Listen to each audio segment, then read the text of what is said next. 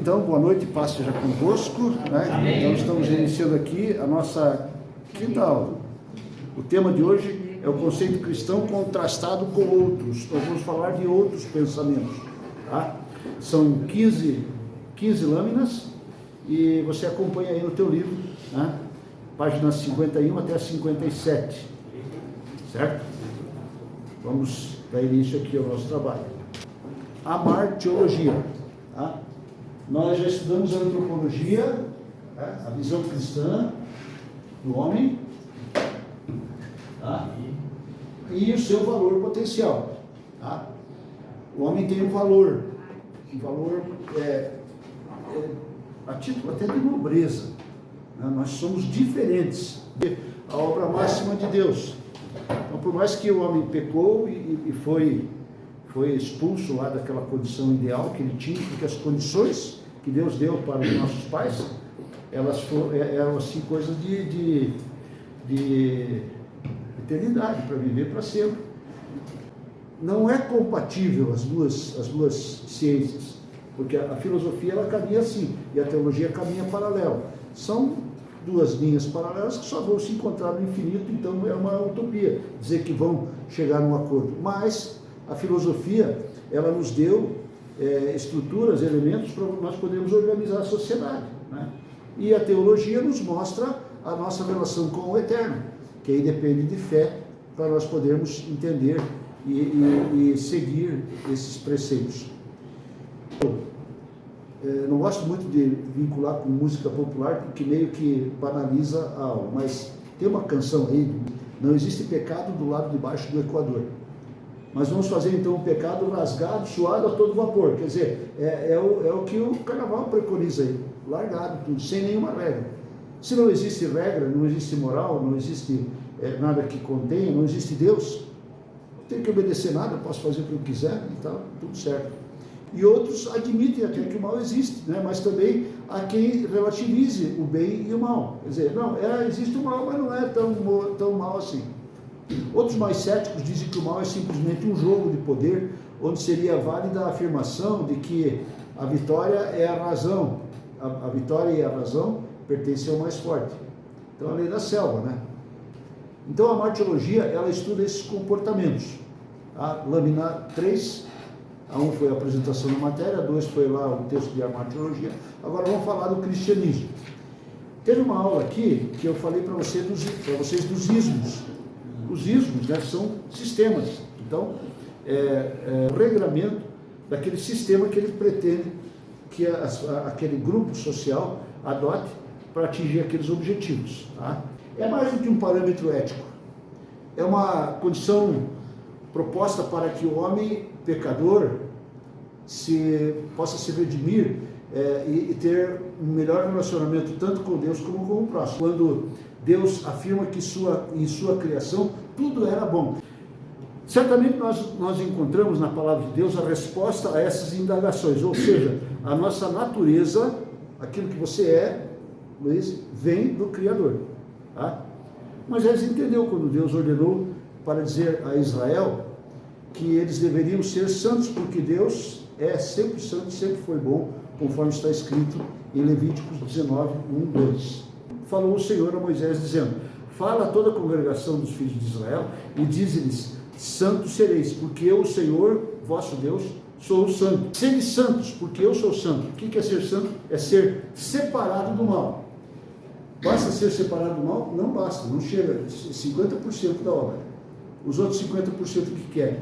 Se consagrar a Deus. Você é separado do mal e você é consagrado a Deus. Tá? Então a lei moral é universal e ela aplica-se a todos os lugares, em todos os tempos. Ok? Ocorre que o bem provém da natureza de Deus. A lei natural e a lei revelada. A lei natural o que é? O natural é que se eu soltar esse negócio aqui, ele vai cair. A natureza vai puxar ele para o centro da terra. O sobrenatural é que se eu soltar ele sobe, né? Então, aí algo diferente aí do normal está acontecendo. A lei natural, então, leis naturais e leis reveladas. A lei natural tem sido implantada no coração humano, mesmo que em pessoas que nunca tiveram contato com algum ensinamento ético cristão. O que nós estamos estudando hoje aqui? A martirologia. O que é a martirologia? É quebra de leis, quebra de regras. Né? Quebrou, né? Certamente morrerás. Porque o pecado é gerado como? Ele é gerado pela tentação. Agora, a tentação ainda não é pecado, mas quando você aceita a proposta do tentador, você consuma o pecado. A lei revelada tem sido pregada, ensinada e praticada por toda uma população em suas determinadas existências. Tá? Então, leis, nós estamos acostumados a mexer com lei. E o que a Bíblia fala a respeito da lei? A lei, ela aponta para o erro, e o erro gera a maldição. O preceito da lei, quer ver? Vamos fazer assim, um exemplo. Aquele mandamento que diz, não matarás. Não matarás. Né? Na lei dos homens diz assim, matar alguém. Então a lei dos homens artigo 121. A lei dos homens está incentivando a pessoa a matar? Não, ela está dizendo que se você matar, você vai estar incluído naquele preceito que ela colocou ali. E aí você vai ser punido. Não matarás, na lei de Deus. É para que você não caia nesse laço aí. Para que você não manche a terra com sangue. Isso é muito sério, gente. O sangue é vida. E quando ele cai num outro elemento que também é vida, a terra, aí dá um choque, dá uma alta tensão ali. Beleza? Moralidade universal. Isso rege o universo, gente. Algum preceito, alguma regra que aquilo acontecesse. Lâmina 6, em cada cabeça uma sentença. Isso aqui é um adágio aí popular. E é aceito por muita gente. Em cada cabeça uma sentença. De fato, cada um de nós pensa de um jeito. Então, pessoal, em cada cabeça uma sentença. Eu tenho um ponto de vista. O Eduardo tem outro. E aí, ele, com sinceridade, ele me expõe o ponto de vista dele. Isso não afeta a nossa... Isso aí é um diálogo que a gente está tendo. Se eu quiser impor o meu ponto de vista para ele, eu estarei, né, forçando a barra aqui, da mesma forma. Então, veja essas relações que nós temos aqui. Por que a palavra lá do arcanjo, que ele disse que as glórias devem ser dadas para Deus, para que haja paz na terra e boa vontade entre os homens? É entendimento, gente. Isso é conciliação, isso é pacificação. Tá? Eu gosto muito da literatura desse escritor aqui, C.S. Lewis. Ele trabalhou essa situação em 2 dos seus conhecidos livros. Afirma o escritor que os códigos de conduta são muito parecidos nas várias sociedades organizadas e suas culturas. Se você pegar um código de leis do Brasil, da Argentina, do Peru, do Equador, do México, dos Estados Unidos, todos eles têm algumas coisas que são coincidentes. Por quê? Porque o legislador, em regra, ele está investido de uma autoridade, e se nós formos ver pelo aspecto espiritual, Deus, ele constituiu autoridades, né? Mas eu não vou ter esse cara aí e tal, não tenho que obedecer, tem que orar por ele, inclusive. Né? Então, de um lado, fontes antigas da China, Egito, outras culturas hindus, como determinadas tribos indígenas, mostram uma certa paridade em respeito à justiça, com a verdade, pelos idosos, pela criação de filhos, tudo mais. Cultura, sociedade, regras, economia, tudo. Então, veja como o teólogo, ele vai agindo em todas as áreas. E como nós estamos precisando de obreiro capacitado para poder entender essas coisas. E aí é política. Não, mas pecado é pecado, diferente da cultura. Nos Estados Unidos, agora, de 7 dias atrás, um senhor foi fuzilado. Ele decidiu pela pena de morte Estados Unidos. A diferença dos Estados Unidos e do Brasil. O Brasil é uma república federativa. Res publica, coisa pública. E governado lá de Brasília. Os Estados Unidos não são Estados Unidos da América.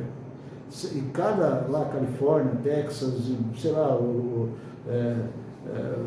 vários estados que tem lá, Massachusetts, essa coisa, cada um deles tem a sua constituição. Tem lugares que tem pena de morte, tem outros lugares que não tem. Eu, particularmente, acho que, poxa, imagine se aqui no Paraná tivesse pena de morte.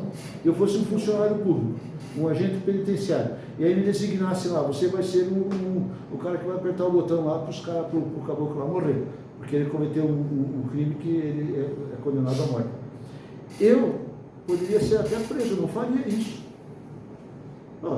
Mas o Estado me paga para eu prestar um serviço para a sociedade, não para matar, para agredir a sociedade. Veja como é bem contraditório isso aí, irmão. É muito amplo. Porque, vamos supor, o Estado paga a polícia para eles proteger, eles estão matando todo mundo toda hora, e aí como é que faz? Peraí. Aí todo mundo fala, mas não, é a profissão mas dele. Um policial, a Bíblia fala assim, o juiz, o policial, ele não traz de balde a espada. Não é de várzea, como diz o caboclo. Porque ele tem aquela arma ali, aquela arma é um instrumento de trabalho dele. Uhum. Ele vai puxar aquela arma, tem protocolos que ele deve seguir.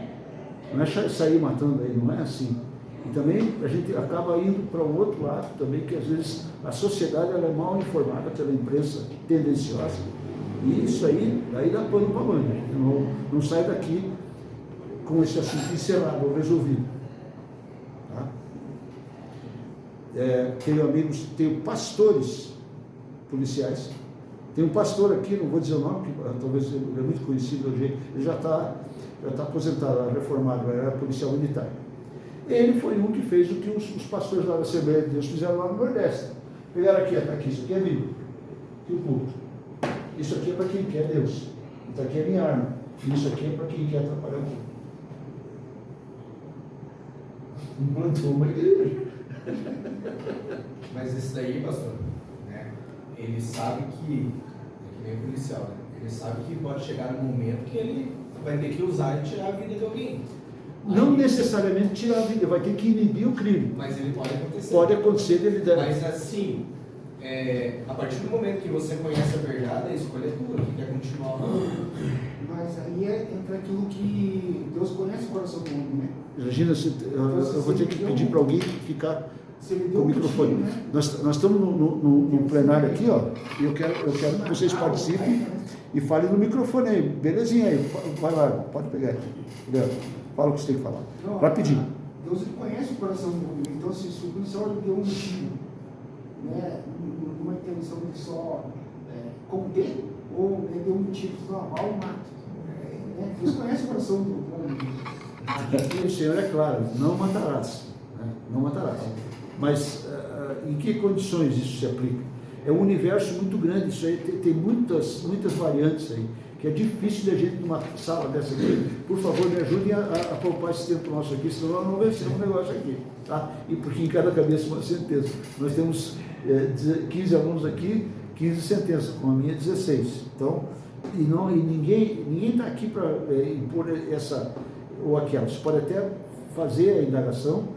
Eu posso dizer para vocês o seguinte, que o juiz, que é o policial, o que é a autoridade, não traz à toa aquela espada.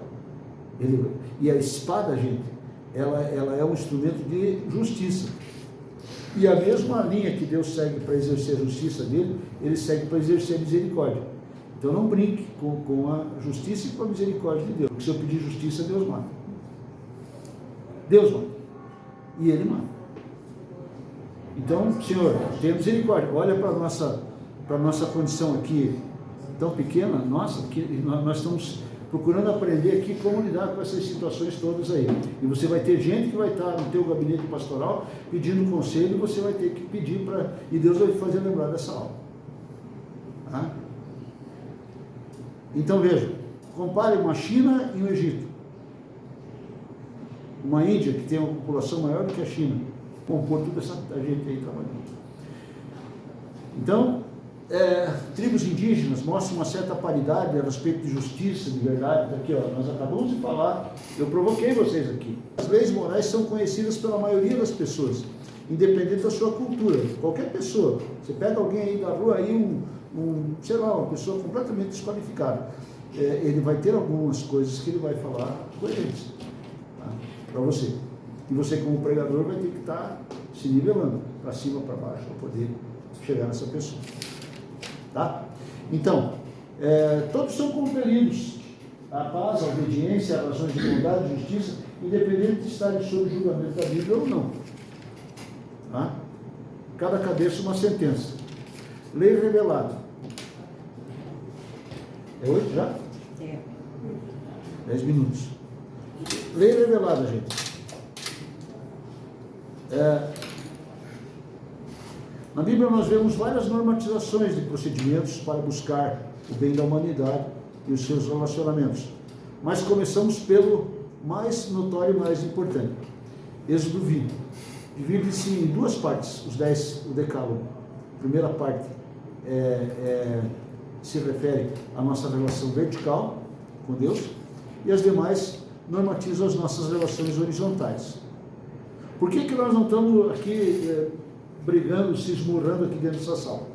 Porque nós temos equilíbrio. Cada um tem o seu lugarzinho para sentar aí, né? Pessoal, o decálogo e os ensinamentos dos profetas, né? Você receba a palavra do profeta e você vai prosperar.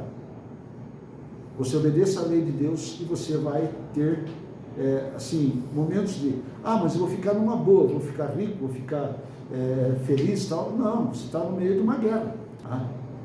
Nos ensinamentos cristãos, nós temos a revelação da vontade de Deus em redimir e orientar o homem de boa vontade. Por que é o de boa vontade? Porque o de má vontade não vai querer nem saber de ouvir aquilo que você pregador, tem para falar para ele. Glórias a Deus nas alturas e paz entre os homens de boa vontade, né? Os acessíveis. Por que eu estou aqui conseguindo falar com vocês? Mesmo que vocês tenham algum pensamento contrário àquilo que eu estou colocando, vocês vão pedir licença e tal, pedir para a Regina levar o microfone para vocês e pronto, vamos falar. Jesus é a revelação da lei moral de Deus. Como que Deus se fez conhecido na terra? Pela natureza, pela sua palavra e pela encarnação do Verbo. Todos nós fomos alcançados. Não fostes vós que escolhestes a mim, mas eu vos escolhi e vos nomeei para que vades e deis fruto. Então, Ele nos escolheu e nos capacitou para nós podermos entender essas coisas. Eu sei que todos vocês, eu já ouvi essa bobagem, todos vocês também, de alguma forma, um pouco ou muito, ouvi também isso aí. Por que você está fazendo lá o Instituto Teológico? Dá dinheiro ser pastor? Por que você não vai fazer um curso de segurança do trabalho, ou de vendas, ou de eletrônica? Você pode até fazer, deve fazer. Mas você está aprendendo a lidar com almas eternas. E isso é um grande investimento, gente. Opa, mas então dá dinheiro. Talvez até te dê a aprovação de você administrar um grande patrimônio, uma grande organização. Mas aí ele também vai te provar. E ele te prova naquilo que você será usado. Senhor, eu quero ter conhecimento nessa área, quero evangelizar, sei lá, jogador de futebol. Ele vai levar você para saber lá por que o cara xinga a mãe do juiz. Coitado da mãe, não tem nada a ver com a sua vida. Pessoal, a vida de Jesus representa a perfeição moral de Deus.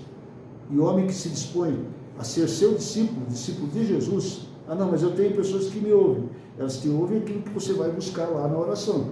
Quem falou de oração aqui hoje? O pregador. Né?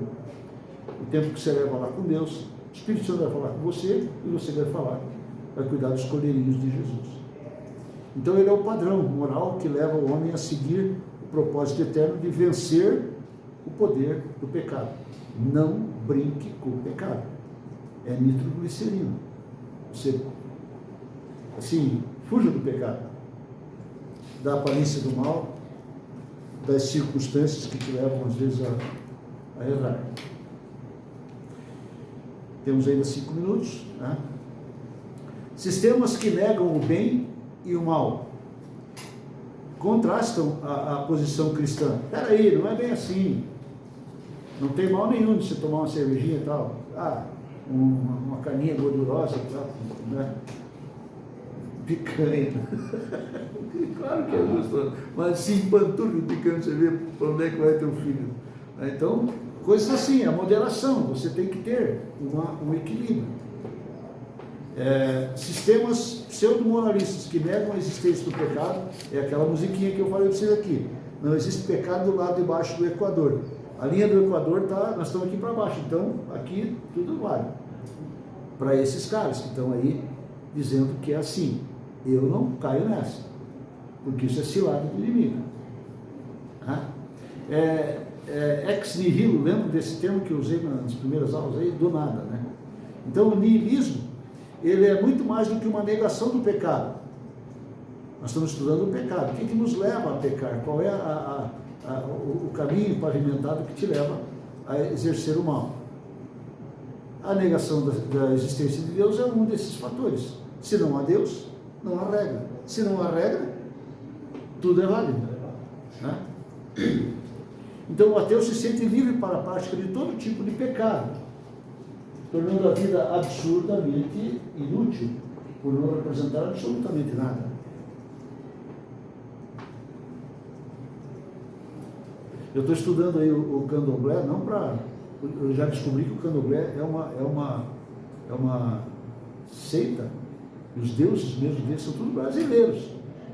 São africanos, não, mas eles adaptaram a cultura africana às imposições dos padres jesuítas aqui, que queriam que os negros viessem aqui e fossem batizados já assim que desembarcassem aqui. E se eles fossem praticar qualquer coisa da cultura deles lá, eles estavam se rebelando, tinham que matar os caras. Aí eles foram criando seus próprios deuses, assemelhando aos deuses pagãos da idolatria romana. Veja onde que nós estamos mexendo, gente.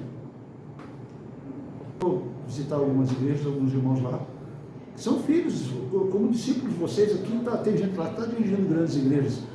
E eu vou dizer um negócio para vocês.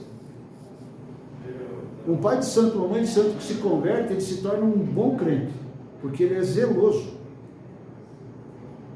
Você tem que até dar uma freada nele para ele poder não cair no fanatismo.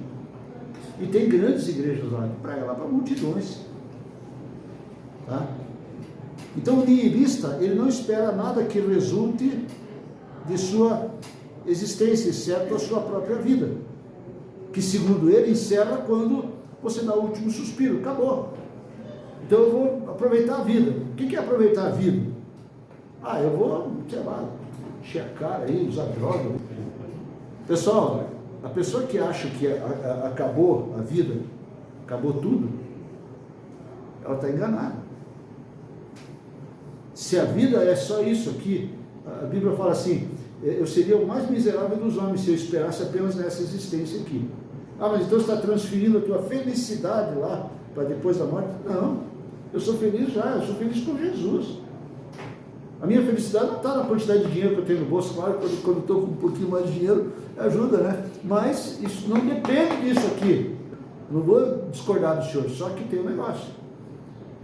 Se Deus não te der a energia, você não vai ter nenhuma porta aberta, você não vai vender nenhuma máquina, você não vai ter...